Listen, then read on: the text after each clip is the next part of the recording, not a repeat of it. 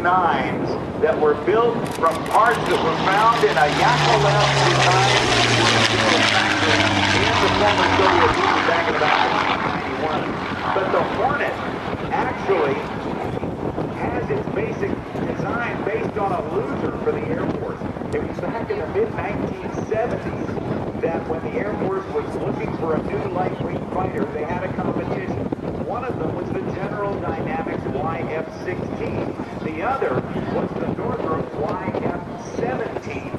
And the YF-16 won. It became the F-16 Fighting Falcon, flown by the United States Air Force. And we'll see an F-16 here during the show today as part of the United States Air Force Heritage Flight. However, that YF-17 built by Northrop wound up, it looked like it was going to be either destined for a scrap heap someplace or the back corner of some obscure air museum somewhere out in Timbuktu. But the Navy, at that time, actually needed a replacement for its aging A-7 Corsair IIs and the F-4 Phantom IIs that they'd been flying for many years. And they saw one thing about that YF-17 that they thought was very, very important.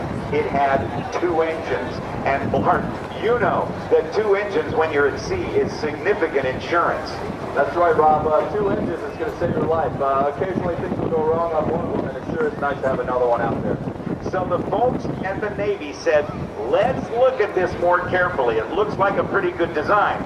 So the Northrop people got involved with the McDonnell Douglas people, worked it out, and took that basic design, strengthened the landing gear, made it all suitable for landing on a carrier, and it became the F/A-18 Hornet. And then, when the Navy needed to replace their Tomcats because they were nearing the end of their service life, they looked at that same design and said, that's going to work again. And so they lengthened it, they strengthened it, they added more gas. What else? They changed the radar in it.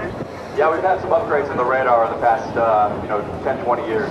And in 1995, the F/A-18 Super Hornet was born. 2 different models. They got a single-seat model, which is the F/A-18E, and the 2-seat, which is the F/A-18F. Now, Bart, how can you tell a Super Hornet, if you're just looking out on the ramp, somebody flying around, how can you tell the difference between a Super Hornet and what they call a C model or a Legacy Hornet?